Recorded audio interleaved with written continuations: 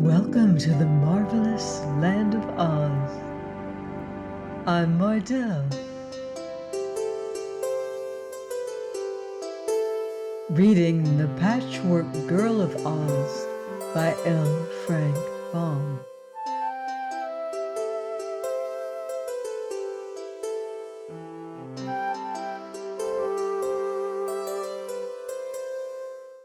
Chapter 10. Shaggy Man to the Rescue. They had not gone very far before Bungle, who had run on ahead, came bounding back to say that the road of yellow bricks was just before them. At once they hurried forward to see what this famous road looked like. It was a broad road, but not straight, for it wandered over hill and dale and picked out the easiest places to go. All its length and breadth was paved with smooth bricks of a bright yellow color, so it was smooth and level, except in a few places where the bricks had crumbled or been removed, leaving holes that might cause the unwary to stumble. "I wonder," said Ojo, looking up and down the road, "which way to go?" "Where are you bound for?" asked the Woozy. "The Emerald City," he replied. "Then go west," said the Woozy. "I know this road pretty well, for I've chased many a honey bee over it." "Have you ever been to the Emerald City?" asked Scraps. "No, I'm very shy by nature, as you might have noticed, so I haven't mingled much in society." "Are you afraid of men?" inquired the Patchwork Girl. "Me? With my heart-rending growl, my horrible, shudderful growl? I should say not. I'm not afraid of anything," declared the Woozy. "I wish I could say the same," sighed Ojo. "I don't think we need be afraid when we get to the Emerald City, for Unc Nunkie has told me that Ozma, our girl ruler, is very lovely and kind, and tries to help anyone who is in trouble. But they say there are many dangers lurking on the road to the great fairy city, and so we must be very careful." "I hope nothing will break me," said the Glass Cat in a nervous voice. "I'm a little brittle, you know, and can't stand many hard knocks." "If anything should fade the colors of my lovely patches, it would break my heart," said the Patchwork Girl. "I'm not sure you have a heart," Ojo reminded her. "Then it would break my cotton," persisted Scraps. "Do you think they are all fast colors, Ojo?" she asked anxiously. "They seem fast enough when you run," he replied, and then looking ahead of them, he exclaimed, "Oh, what lovely trees!" They were certainly pretty to look upon, and the travelers hurried forward to observe them more closely. "Why, they're not trees at all," said Scraps. "They're just monstrous plants."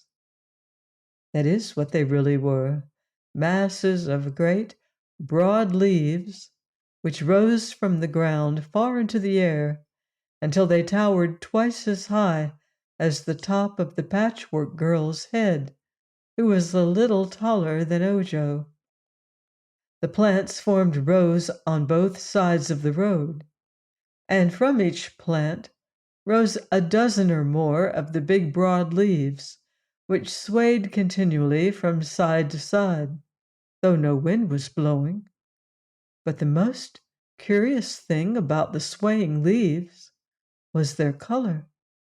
They seemed to have a general groundwork of blue, but here and there other colors glinted at times through the blue, gorgeous yellows turning to pink, purple, orange, and scarlet, mingled with more sober browns and grays, each appearing as a blotch or stripe anywhere on a leaf, and then disappearing to be replaced by some other color, of a different shape.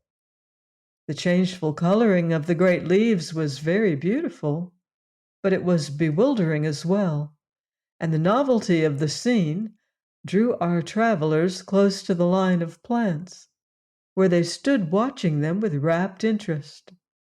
Suddenly a leaf bent lower than usual and touched the Patchwork Girl. Swiftly it enveloped her in its embrace, covering her completely in its thick folds, and then it swayed back upon its stem. "Why, she's gone!" gasped Ojo in amazement, and listening carefully, he thought he could hear the muffled screams of Scraps coming from the center of the folded leaf. But before he could think what he ought to do to save her, another leaf bent down and captured the glass cat, rolling around the little creature until she was completely hidden, and then straightening up again upon its stem. "Look out!"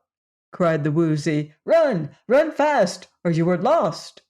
Ojo turned and saw the Woozy running swiftly up the road. But the last leaf of the row of plants seized the beast even as he ran, and instantly he disappeared from sight. The boy had no chance to escape. Half a dozen of the great leaves were bending toward him from different directions, and as he stood, hesitating, one of them clutched him in its embrace. In a flash, he was in the dark. Then he felt himself gently lifted until he was swaying in the air, with the folds of the leaf hugging him on all sides. At first he struggled hard to escape, crying out in anger, "Let me go! Let me go!" But neither struggles nor protests had any effect whatever. The leaf held him firmly, and he was a prisoner. Then Ojo quieted himself and tried to think. Despair fell upon him when he remembered that all his little party had been captured, even as he was, and there was none to save them. "I might have expected it," he sobbed miserably. "I'm Ojo the Unlucky, and something dreadful was sure to happen to me." He pushed against the leaf that held him and found it to be soft, but thick and firm. It was like a great bandage all around him, and he found it difficult to move his body or limbs in order to change their position. The minutes passed and became hours. Ojo wondered how long one could live in such a condition, and if the leaf would gradually sap his strength and even his life in order to feed itself. The little Munchkin boy had never heard of any person dying in the great land of Oz, but he knew one could suffer a great deal of pain.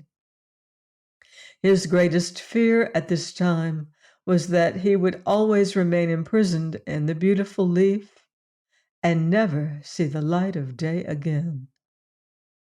No sound came to him through the leaf. All around was intense silence. Ojo wondered if Scraps had stopped screaming, or if the folds of the leaf prevented his hearing her. By and by he thought he heard a whistle, as of someone whistling a tune. Yes, it really must be someone whistling, he decided, for he could follow the strains of a pretty Munchkin melody that Unc Nunkie used to sing to him. The sounds were low and sweet, and although they reached Ojo's ears very faintly, they were clear and harmonious. Could the leaf whistle? Ojo wondered. Nearer and nearer came the sounds, and then they seemed to be just the other side of the leaf that was hugging him. Suddenly the whole leaf toppled and fell, carrying the boy with it, and while he sprawled at full length, the folds slowly relaxed and set him free. He scrambled quickly to his feet and found that a strange man was standing before him, a man so curious in appearance that the boy stared with round eyes. He was a big man with shaggy whiskers, shaggy eyebrows, shaggy hair, but kindly blue eyes that were gentle as those of a cow. On his head was a green velvet hat with a jeweled band, which was all shaggy around the brim. Rich but shaggy laces were at his throat. A coat with shaggy edges was decorated with diamond buttons. The velvet breeches had jeweled buckles at the knees, and shags all around the bottoms. On his breast hung a medallion bearing a picture of Princess Dorothy of Oz, and in his hand, as he stood looking at Ojo, was a sharp knife shaped like a dagger. "Oh!" exclaimed Ojo, readily astonished at the sight of this stranger, and then he added, "Who has saved me, sir?" "Can't you see?" replied the other with a smile. "I'm the Shaggy Man." "Yes, I can see that," said the boy, nodding. "Was it you who rescued me from the leaf?" "None other, you may be sure, but take care, or I shall have to rescue you again." Ojo gave a jump, for he saw several broad leaves leaning toward him. But the Shaggy Man began to whistle again, and at the sound, the leaves all straightened up on their stems and kept still. The man now took Ojo's arm and led him up the road past the last of the great plants, and not till he was safely beyond their reach did he cease his whistling. "You see, the music charms 'em," said he. "Singing or whistling, it doesn't matter which, makes 'em behave, nothing else will. I always whistle as I go by 'em, and so they always let me alone. Today, as I went by whistling, I saw a leaf curled and knew there must be something inside it. I cut down the leaf with my knife, and out you popped. Lucky I passed by, wasn't it?" "You're very kind," said Ojo, "and I thank you. Will you please rescue my companions also?" "What companions?" asked the Shaggy Man. "The leaves grabbed them all," said the boy. "There's a patchwork girl and—" "A what?" "A girl made of patchwork, you know. She's alive, and her name is Scraps. And there's a glass cat." "Glass?" asked the Shaggy Man. "All glass." "And alive?" "Yes," said Ojo. "She has pink brains. And there's a woozy—" "What's a woozy?" inquired the Shaggy Man.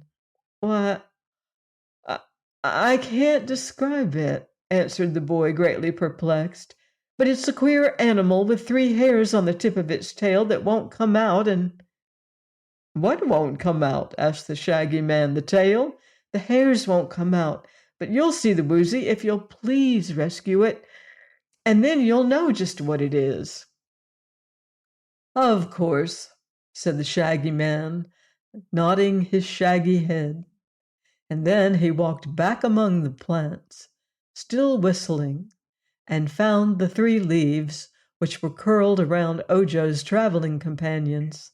The first leaf he cut down really Scraps, and on seeing her, the Shaggy Man threw back his shaggy head, opened wide his mouth, and laughed so shaggily and yet so merrily that Scraps liked him at once. Then he took off his hat and made her a low bow, saying, "My dear, you're a wonder.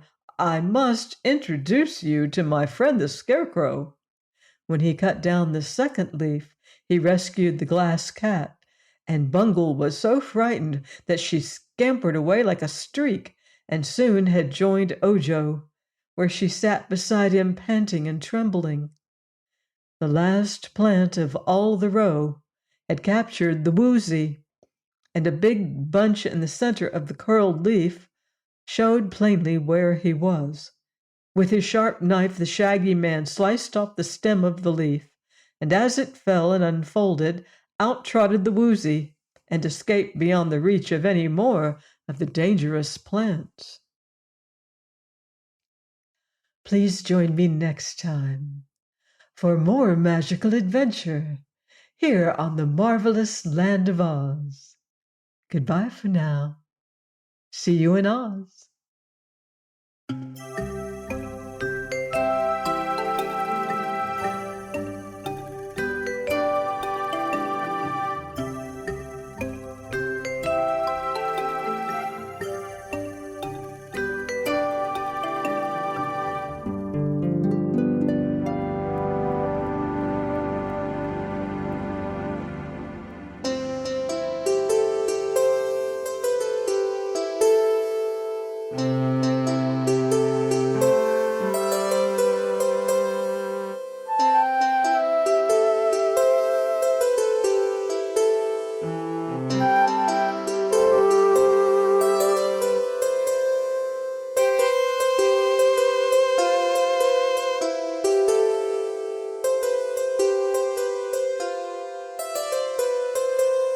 Thank you.